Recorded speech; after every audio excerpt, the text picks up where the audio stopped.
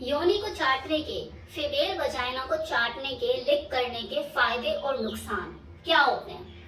मैं अगर सिर्फ ये बोलूं कि इसके तो सिर्फ फायदे ही फायदे होते हैं तो ये गलत होगा। नुकसान भी हो सकते हैं, लेकिन सुरक्षित और जागरूक तरीके से लिकिंग करना आपको इससे होने वाले नुकसान से बचा सकता है, जिसके लिए आपको हाइजीन मेंटेन करने की जरूरत है, वजाइना की as well as your whole body.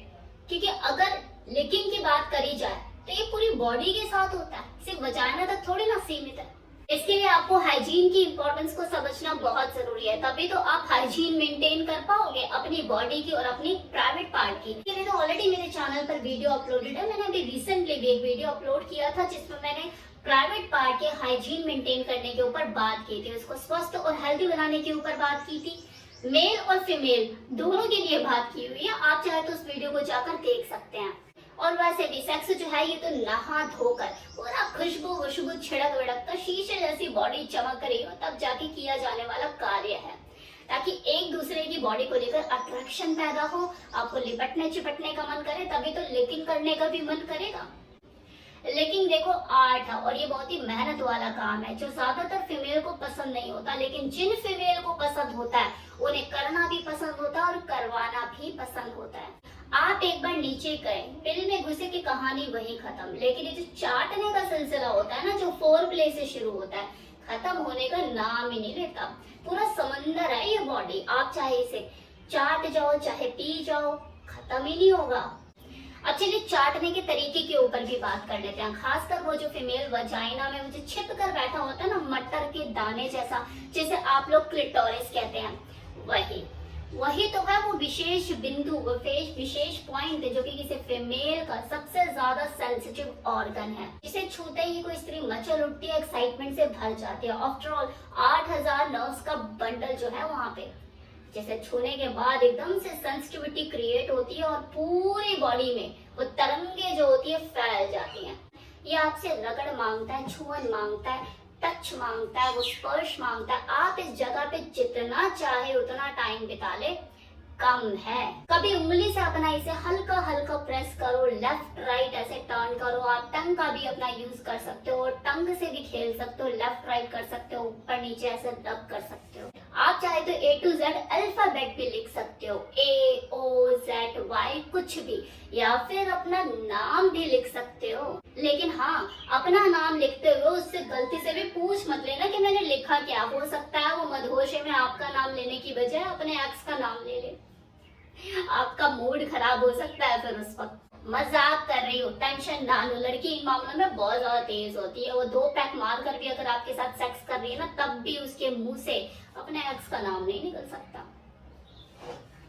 Vagina licking करते हुए आप मूड को और ज्यादा बनाने के लिए, उसके अंदर एक्साइटमेंट क्रिएट करने के लिए फिंगरिंग भी कर सकते हो, थोड़ा सा वहां पे और टाइम लगा सकते हो। और अगर आपकी फीमेल पार्टनर खुद से आपकी फिंगर को अंदर और पुश करने के लिए बोले तो मौके पे चौका मारिए, स्क्वाटिंग भी करा दीजिए उसे, उस वक्त उसके प्लेजर को और दुगुना बढ़ा दीजिए, क्योंकि यही वो मूवमेंट होता है, वो पीक पॉइंट होता है जब कोई फीमेल बहुत ज्यादा अपने चरम से ऊपर पहुंच चुकी होती है, उसे मल्टीपल ऑर्गेज़म मिल रहे होते हैं, तो उसको और ज्यादा वो प्लेजर मिले, स्क्वाटिंग कराइए। फिंगर अंदर इंसर्ट कीजिए, अपर वॉल की तरफ जो जी स्पॉट स्थित है उसको ऐसे ऐसे करके प्रेस कीजिए, पानी का फव्वारा छोड़ दीजिए, उसे और ज्यादा मजा आएगा और यह देख के आपको ज्यादा मजा आएगा।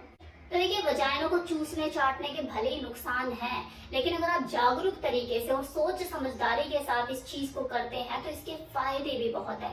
सबसे बड़ा फायदा तो यही है कि कोई फीमेल जल्दी ऑर्गेज़म पर पहुंचती है, दूसरा मल्टीपल ऑर्गेज़म वो प्राप्त कर सकती है, और मेल और फीमेल दोनों की ही संतुष्टि होती है, ज्यादा संतुष्टि होती है। अगर फीमेल भी किसी मेल को ऑरल करती है, उसको लिक करती है, तो उसे सबसे ज्यादा संतुष्टि उसी वक्त ही मिलती है, ऑर्गेज़म मिलता है। फिर चाहे बात किसी भी बॉडी पार्ट की हो, आपके लिप की, बूब्स की, थाई की, नवल की, किसी भी, जितना आनंद लिकिंग में मिलता है उतना तो किसी और एक्ट में मिलता ही नहीं है। कुछ चीजों को चाटने में ही ज्यादा मजा आता है। आप आइसक्रीम को ही देख लो, जितना उसे लिक करके खाने में मजा आता है, मतलब आप उसे बाइट करने में इतना टेस्ट नहीं आएगा जितना आप उसे चाटोगे और उसे लिक कर करके अंदर खाओगे।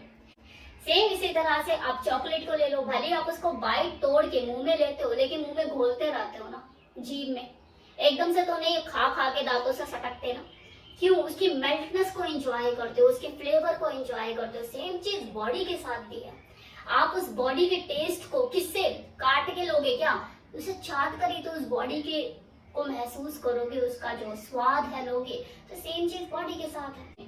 एक फीमेल बॉडी को अगर कोई पुरुष लिक करता है तो जहां उस फीमेल को सबसे ज्यादा मजा आता है, वही जो पुरुष है उसको भी मजा आता है यार। सॉफ्ट सॉफ्ट सा उसे बूब्स इतने सॉफ्ट उसे लिक करने को मिल रहे हैं, उसे चूसने को मिल रहे हैं, उसकी प्लेजर को ज्यादा एनहांस करता है। अब क्योंकि बात लिकिंग की हो रही है और मेल और फीमेल दोनों ही एक दूसरे के प्राइवेट पार्ट को चूसते चाटते हैं, एक एक्ट होता है जिसे ऑरल कहते हैं। तो ऑरल करते हुए तो फीमेल पार्टनर के मुंह में सीमन छूट जाए तो उस वक्त वो क्या करे? क्या उसे निगल जाना चाहिए या थूक देना चाहिए? और अगर वो बाई चांस निगल जाती है तो इससे प्रेगनेंसी तो नहीं हो जाएगी? तो एक सवाल ज्यादातर पूछा जाता है, तो उसका जवाब मैं इस वीडियो में दे देती हूँ कि ये किसी भी फीमेल की अपनी पर्सनल चॉइस है कि उसे उस सीमन को जो उसके मुंह में चला गया है उसे निगलना है या उसे थूक देना है। अगर वो सीमन को बाई चांस निगल भी लेती है, स्वेलो कर लेती है, तो प्रेगनेंसी के चांसेस तो बिल्कुल नहीं है। आप इसकी टेंशन ना लें, क्योंकि वो तरीका ही नहीं है प्रेग्नेंट होने का। वो आपकी बॉडी में जाएगा, आपके स्टमक में डाइजेस्टिव जूस में मिलके सुबह मॉर्निंग में वेस्टेज की तरह एग्जिट हो जाएगा आपकी बॉडी में से। इससे आप प्रेग्नेंट नहीं होने वाले। लेकिन ये किसी फीमेल की अपनी खुद की चॉइस है कि वो इसे निगलना चाहती है या उसे थूक देना चाहती है। इसके लिए आपको कोई फोर्स नहीं कर सकता, आपकी मर्जी है, आपका शरीर है, आपको इसे इसके अंदर लेना है या आपको अपने मुंह से बाहर फेंक देना है। ऑरल करने का जो लोग शौक रखते हैं आपस में, तो वो सावधानियां जरूर बरतें। सेफ सेक्स कीजिए, फिर वो चाहे किसी भी तरह का सेक्स है, चाहे वजाइनल सेक्स है चाहे ऑरल सेक्स है। आप डेंटल डैम का यूज कीजिए, कंडोम का यूज कीजिए। फ्लेवर कंडोम आते हैं जो ना केवल आपका मूड एनहांस करते हैं, आपके ओरल सेक्स में एक फ्लेवर एड ऑन करते हैं, साथ ही साथ आपको सेक्सुअल ट्रांसमिटेड डिजीज और इन्फेक्शन से भी बचाते हैं। और अगर एक से ज्यादा लोगों के साथ शारीरिक संबंध बनाने का शौक है तो सावधानियों को प्रायोरिटी लिस्ट में शामिल कीजिए। कंडोम को यूज किए बिना रिलेशनशिप में मत आइए। कंडोम जो है आपकी प्रायोरिटी लिस्ट का हिस्सा होना चाहिए कि विदाउट कंडोम आप सेक्स नहीं करेंगे, तभी वो एक सेफ सेक्स होगा। आप अपनी भी हेल्थ का ध्यान रख पाएंगे और दूसरे की भी। सवाल तो आपके कभी खत्म नहीं होने वाले। और एक सवाल और मेरे दिमाग में आ रहा है जो कि किसी ने मुझसे कमेंट सेक्शन में पूछा था, याद आ गया तो बता देना चाहती हूँ कि कोई फ्रेश वजाइना, वर्जिन वजाइना कितनी खुली हुई होती है। तो देखिए, इस बात का अंदाजा लगाना इतना आसान नहीं, लेकिन एक पुरुष की जो उंगली होती है उसका भी उसमें जाना, प्रवेश करना बहुत मुश्किल होता है। और अगर एक बार योनि में लिंग प्रवेश हो जाए तो उसके बाद वो कितनी खुलती है, कितनी स्ट्रेच होती है, ये डिपेंड करता है उस लिंग की अवस्था के ऊपर जो उसके अंदर गया है। जितनी उस लिंग की गर्थ होगी उतनी वो चौड़ी हो जाएगी, और जितना वो लंबा होगा पीनस उतनी वो गहरी हो जाएगी। क्योंकि ये जो वजाना है कुदरती स्ट्रेचेबल होती है।